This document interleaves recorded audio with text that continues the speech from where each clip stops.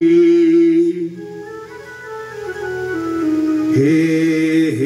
गिरधारी कहाँ चले, गोपी मंडल रोकर बोला, गोपिका बिहारी कहाँ चले। तोते बोले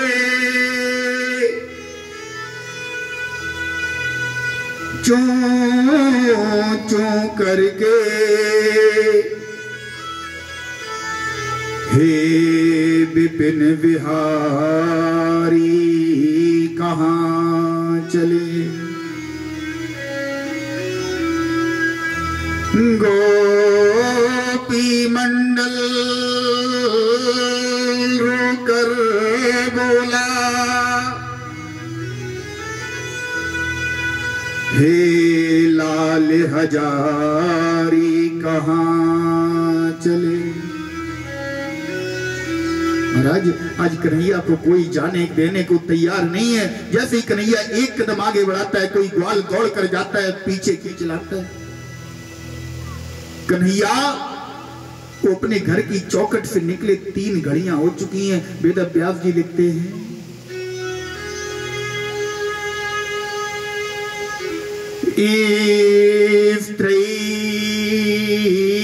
घड़े महाराज 3 घड़ियां हो गई। 3 घड़ियों में कन्हैया दरवाजे से रथ तक नहीं पहुंच पाया। और जैसे ही महाराज रथ तक पहुंचा, रथ पर कन्हैया चढ़ने ही वाला था, यशोदा मैया दौड़कर पीछे से आई, आंखों में आंसू, शरीर के महाराज बाल दे के सर के बाल अस्त व्यस्त हैं, हाथों में एक छोटी सी पोटली लेकर दौड़कर यशोदा मैया आई। बोले कन्हैया कन्हैया, ये मेरे लाल कन्हैया, एक बार मेरी बात, अंतिम बात मेरी सुनता जा लाल।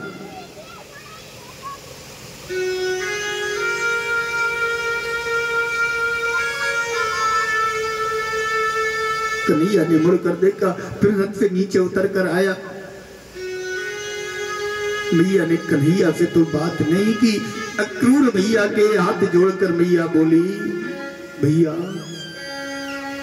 अक्रूर आप जा रहे हो, कन्हैया को लेकर जा रहे हो, आपको इसकी माता, इसकी मैया और इसके बाबा मिलेंगे ना,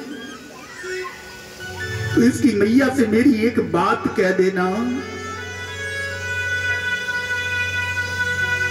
कि तेरा जो ये कन्हैया है ना, यशोदा ने लाड़ प्यार में कुछ ज्यादा ही बिगाड़ दिया है।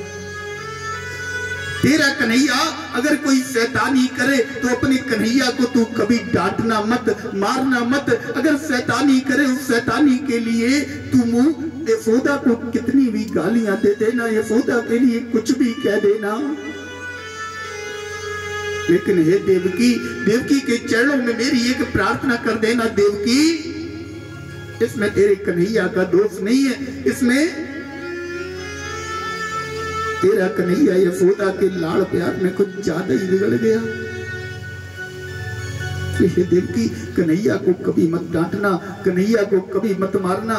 तेरे हृदय में जो भी क्रोध उठे तू केवल यशोदा पर निकाल देना।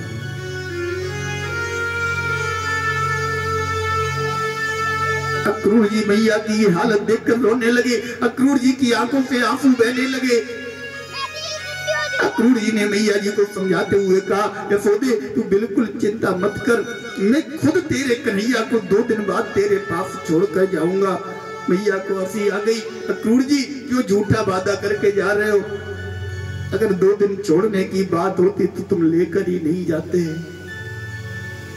जैसे ही कन्हैया की तरफ देखा, मैया फिर रोने लगी। बोली कन्हैया अब तू जा तो रहा है मेरे लाल, मेरी एक बात सुन ले, मुझ पर एक एहसान करता जा। मन को समझाने को मोहन, दिल को समझाने को मोहन, कुछ प्रेम चिन्ह देते जाओ। हे कन्हैया, तू आज जा रहा है, मुझे आज के बाद प्रत्येक दिन तेरी याद आएगी। मुझे कोई ऐसा उपाय बता जा जिस उपाय को याद करके मुझे तेरे पास होने की अनुभूति हो। मुझे ये कभी लगे ही ना कि मेरा कन्हैया मुझसे दूर चला गया, मेरा कन्हैया मेरे पास नहीं है। ऐसा कोई उपाय मुझे बता कर जा मेरे लाल। कन्हैया, मेरे पास तुझे देने के लिए कुछ है। क्या है? कन्हैया, मैं जानती हूं तुझे सुबह सुबह भोर होते ही तुझे कलेवा करने की आदत है। कन्हैया, मैया एक छोटे से कपड़े में कुछ माखन और मिश्री बांध कर लाई, कन्हैया के हाथ पर रखते हुए बोली, कन्हैया,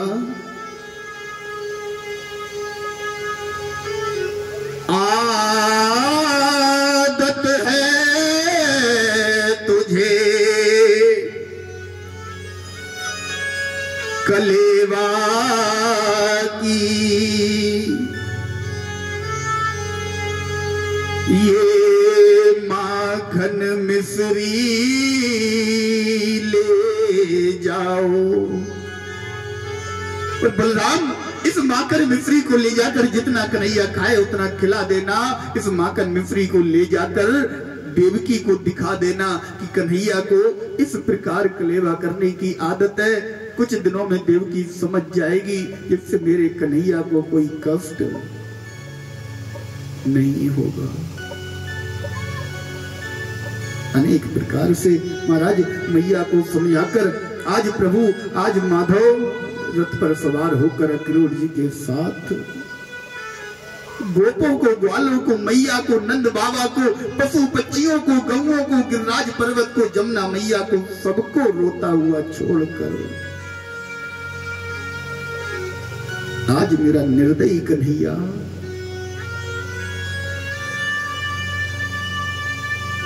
वृंदावन से मथुरा के लिए प्रस्थान कर जाता है।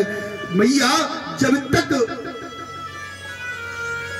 मैया को रथ दिखाई देता रहा, मैया रथ को देखती रही। रथ के द्वारा, रथ के पहियों के द्वारा, घोड़ों के पदचापों के द्वारा उड़ती हुई धूल को मैया देखती रही। सारे ग्वाल वालों से धूल को ले लेकर उस रज से स्नान कर रहे हैं, लेकिन सखाओं का हृदय नहीं माना। सखा महाराज कन्हैया के पहुंचने से पहले मथुरा पहुंच गए। बेचारी गोपियां बिलखती रही, मैया बिलखती रही, बाबा बिलखते रहे।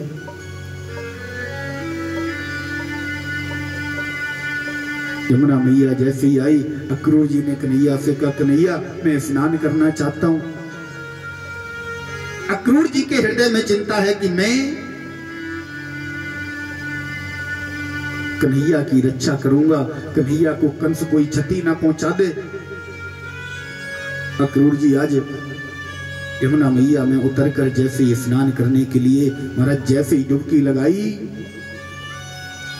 तो क्या देखा? सहस्त्र शीर खा पुरखा, सहस्त्राक्ष सहस्त्रपाद, सा भूमि त्वं सर्वं यद् भूतं याच भाव्यम्। बोले महाराज, जो छवि कन्हैया की हमारे रथ पर बैठी है वही छवि जमुना मैया में तो है, लेकिन है कैसी? सहस्त्र शीर्खा, हजारों सर हैं, पुरखा सहस्त्राक्ष सहस्त्रपाद, हजारों हाथ हैं, हजारों पैर हैं, हजारों शीश हैं, वही कन्हैया का स्वरूप सहस्त्र मुखी, सहस्त्र बाहु, सहस्त्र पात आज प्रभु को का वही स्वरूप अक्रूर जी को जमुना मैया में दिखाई दिया। जैसे ही जमुना मैया में दिखाई दिया, महाराज अक्रूर जी घबरा गए, तुरंत जमुना मैया के जल से बाहर निकले, रथ पर देखा यहां वहां दुई बालक देखा, जाना मती भ्रम। जैसे ही दो बालकों को देखा तो लगा शायद मेरी मति का, मेरी बुद्धि का भ्रम है। पुनः डुबकी लगाई, जैसे ही डुबकी लगाई तो जो रथ बाहर खड़ा है वही रथ समेत कन्हैया बलदाऊ के साथ जमुना मैया के भीतर है। अक्रूर जी पुनः बाहर आए तो देखा महाराज कन्हैया बाहर भी है। तीसरी बार जब डुबकी लगाई तो महाराज शेष की सैया पर लक्ष्मी जी चरण दबा रही हैं। कन्हैया का स्वरूप चतुर्भुजी स्वरूप में लेटा हुआ है। आज भगवान के दर्शन अक्रूर जी को हुए। अक्रूर जी समझ गए, प्रार्थना करने लगे, नमो नमस्ते खिलकारणाय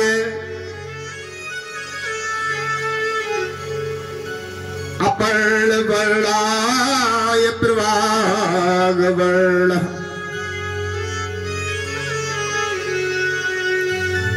हे प्रभु, हे दीनानाथ, हम आपकी शरण में हैं। अरे हम तो व्यर्थ चिंता कर रहे थे कि महाराज हम आपकी सेवा करेंगे, हम आपकी सुरक्षा करेंगे, हम भूल गए थे। प्रबल प्रेम के पाले पड़कर प्रभु को नियम बदलते देखा, अपना मान टले टल जाए, पर भक्त का मान न टलते देखा। जिनकी केवल कृपा दृष्टि से सकल जगत को पलते देखा। जिस परमात्मा की केवल एक कृपा दृष्टि से पूरा संसार पल रहा है, पूरा संसार जिसकी कृपा का पात्र है, उन्हीं परमात्मा को, उन्हीं ठाकुर को, उन्हीं कन्हैया को अक्रूर जी मन में विचार करते हैं, अरे मेरे ठाकुर तेरी लीला अपरंपार है। मैंने तुझे कहां देखा? उनको जसुदा के आंगन में लेकर गेंद उछलते देखा। अरे जो सारे ब्रह्मांड को एक गेंद की भांति उछाल दें, सारे ब्रह्मांड को लुढ़का दें, केवल अपनी एक भ्रकुटी टेढ़ी करके, केवल जरा सी भ्रकुटी टेढ़ी करें, पूरा ब्रह्मांड, पूरा संसार गेंद की भांति नाच जाए। महाराज वही परमात्मा, वही पूर्ण ब्रह्म, वही ठाकुर, वही कन्हैया आज यशोदा के आंगन में गेंद लेकर खेल रहे। इसलिए प्रभु अक्रूर जी हाथ जोड़कर प्रार्थना करने लगते हैं, महाराज मुझसे बहुत बड़ी भूल हो गई, मैं आपकी चिंता कर रहा था, मैं भूल गया, आप तो सारे संसार का भरण पोषण करने वाले हैं। प्रभु आज अक्रूर जी कन्हैया को लेकर मथुरा में जैसे ही पहुंचे तो मथुरा के बाहर ही क्या देखा? जिन ग्वाल वालों को छोड़कर आए थे ना, वो ग्वाल वाल पहले से ही खड़े हुए हैं। कन्हैया ने रथ रुकवाया, बोले चाचा थोड़ा रथ रोको। अरे दामा तू कब आ गए हो? बोले भैया मैं तो तुमसे पहले ही यहां आ गया। अपने सारे ग्वाल वालों को देखकर आज कन्हैया प्रसन्न हुआ, चाचा से कहा, काका से कहा, काका आप जाओ, हम अपने ग्वाल वालों के साथ मथुरा नगर को भ्रमण करके थोड़ी देर में मामा के यज्ञ महोत्सव में पहुंच जाएंगे। महाराज ग्वाल वालों के साथ कन्हैया भ्रमण कर ही रहा था, तभी क्या हुआ, एक वस्त्र धोने वाला व्यक्ति रजकम सा सहसा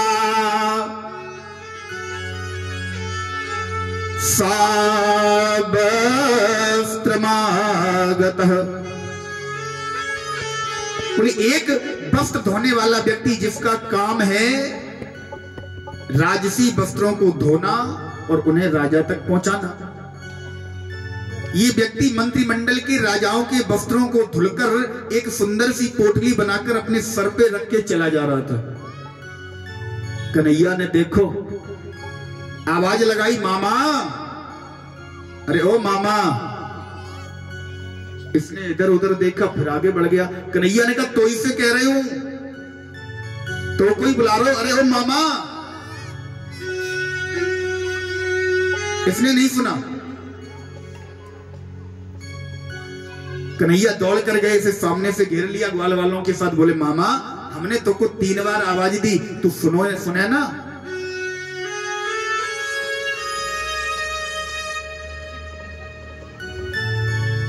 इसने कन्हैया से कहा, कन्हैया अरे ओ ग्वाले, हम तेरे मामा कैसे हो गए।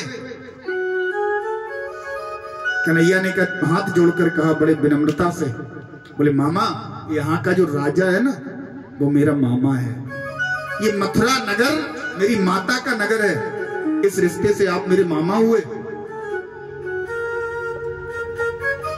ये बड़ा भला बुरा कहने लगा, बोले चाहता क्या है ये बता। बोले मामा हम तो ये चाहते हैं आपकी पोटली में जो कुछ वस्त्र हैं, ये हमारे ग्वाल वाले बेचारे कंस मामा का महोत्सव देखने आए हैं, इनके वस्त्र अच्छे नहीं हैं, इसलिए इन्हें कुछ वस्त्र दे दो। ये कहने लगा, अरे ग्वालो, ये राजसी वस्त्र पहनने का तुम्हारा साहस, तुम्हारी औकात भी है राजसी वस्त्रों को हाथ लगाने की।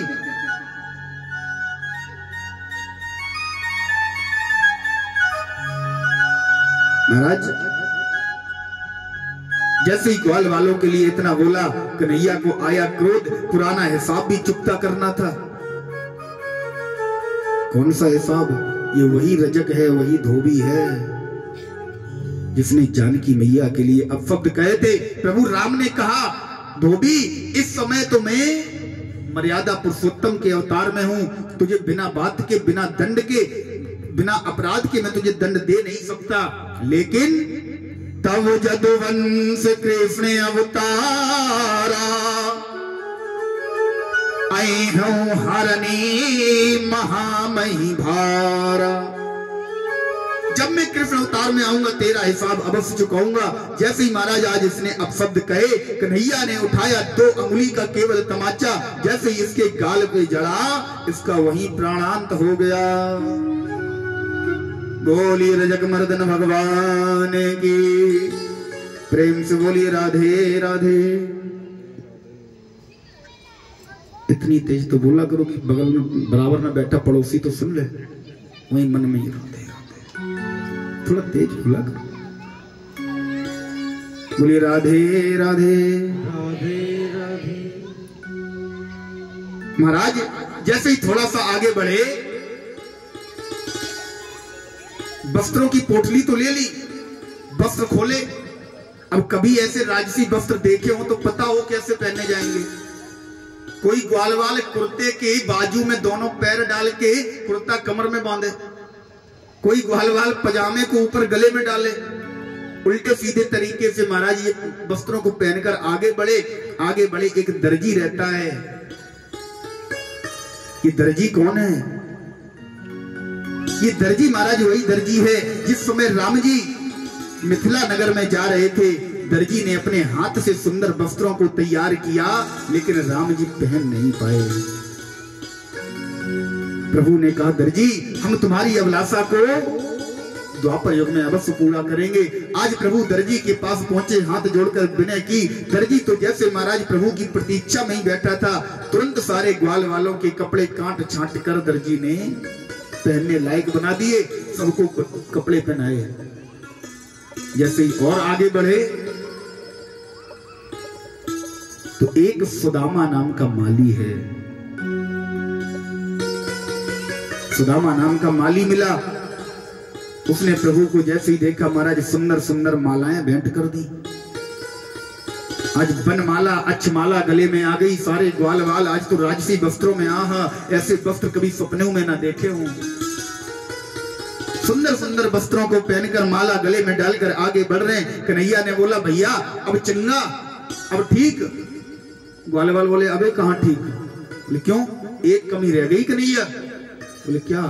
बोले माथे पे थोड़ा चंदन और मिल जाते तो महाराज सोने पे सुहागा। कन्हैया ने कहा व्यवस्था करते हैं। तब तक दूर से देखा एक स्त्री चली आ रही है। बिलोक दृष्ट्वाम युवती, दूर से उस युवती को देखकर, वो युवती है कैसी महाराज? बोले 3 जगह से टेढ़ी है, त्रिवक्र नामा। बिलोक दृष्ट्वाम युवती चबरानना। महाराज 3 जगह से टेढ़ी उस युवती को जैसे ही प्रभु ने देखा, जानते हो क्या कहा?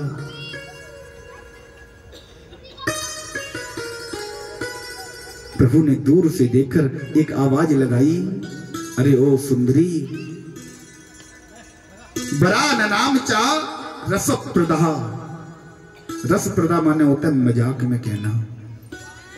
मजाक में हमारे माधव ने, हमारे कन्हैया ने उस युवती को सुंदरी कह दिया। जैसे ही सुंदरी कहा उस युवती को क्रोध आ गया, पास में चलकर आई बेचारी, बोली कन्हैया तुमने हमें सुंदरी कहा? कन्हैया ने कहा तो कहा, ये बाद की बात, पहले ये बताओ तुम हो कौन? इसने हाथ जोड़े कहने लगी, प्रभु दासास्महं सुंदर कंस सम्मता,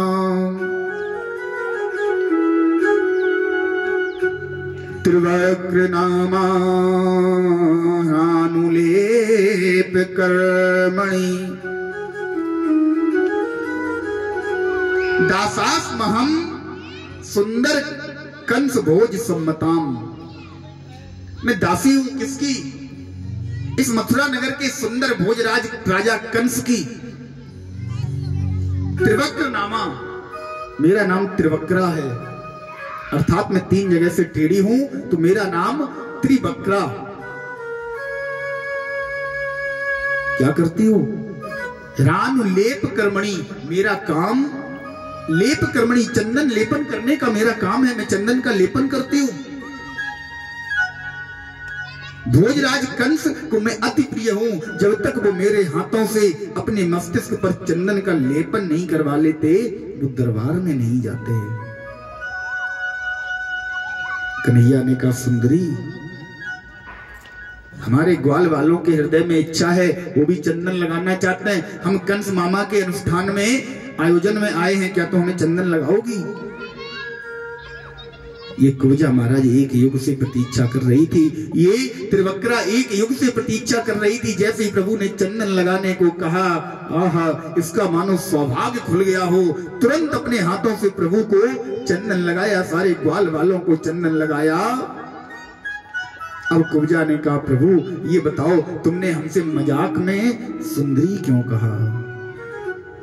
कन्हैया ने देखा बलदाऊ की तरफ, जैसे ही बलदाऊ भैया का इशारा मिला,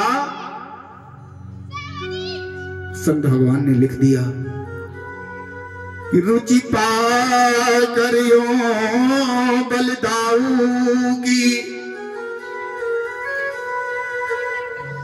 रुचि पा करियो बलदाऊ की,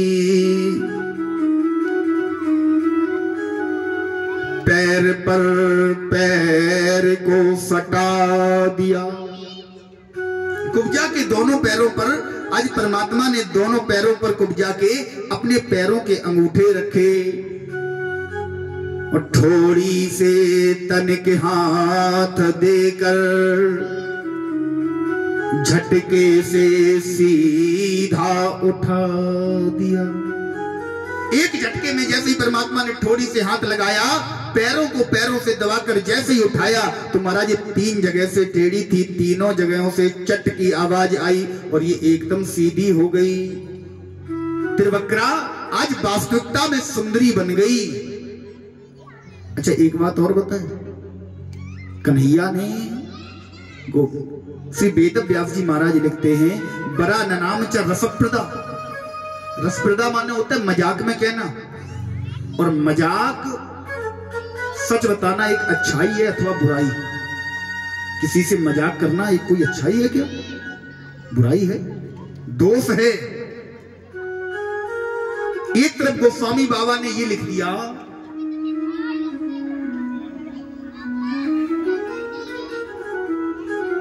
बड़ा सुंदर चौपाई लिखी गोस्वामी बाबा ने कि समरथ कहूं नहीं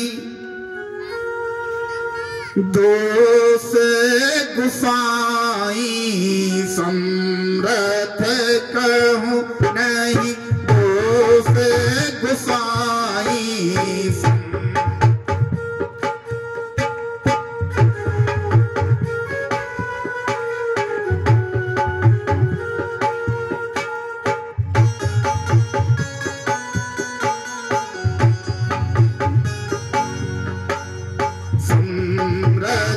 कहूं नहीं तो से गुसाई, समरथ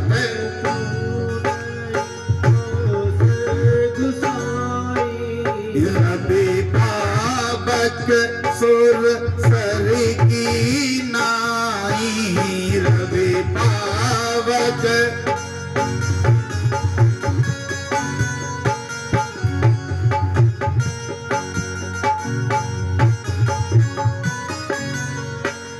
समरथ कहूं नहीं तो से गुसाई, समरथ कहूं नहीं तो से गुसाई। रवि पावक सुर सर की नाई, रवि पावक। समरथ कहूं नहीं दोष गुसाई। बोले समर्थ कौन है?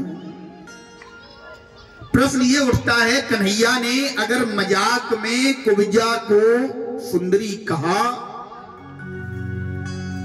तो फिर सीधा क्यों किया, सुंदरी क्यों बनाया? कहा तो क्यों कहा? अगर कहा तो मजाक करने का प्रभु को अधिकार नहीं है, क्योंकि प्रभु समर्थ हैं। गोस्वामी बाबा ने भी लिखा है, समर्थ कहूं नहीं दोष गुसाई। बोले समर्थ वही है जिसमें कोई दोष ना हो। हम लोग इसका गलत अर्थ लगा लेते हैं, बोले महाराज समर्थ कहूं नहीं दोष गुसाई। अरे उन्हें क्यों दोष लगेगा, वो तो समर्थ हैं। ऐसा नहीं है, इसका अर्थ ये है जिसमें कोई दोष नहीं है वही समर्थ है, और जिसमें कोई दोष ना हो वो कौन है? केवल परमात्मा है जिसमें कोई दोष नहीं है, बाकी सब में कोई ना कोई दोष है। रवि पावक सुरसरी की नाई, रवि माने सूर्य, सूर्य में कोई दोष नहीं है। सूर्य किसी को भी अपना प्रकाश देने में भेदभाव नहीं करता। पावक अग्नि, अग्नि किसी को भी अपना ताप देने में भेदभाव नहीं करती। सुरसरी नदी किसी को भी अपना जल देने में भेदभाव नहीं करती।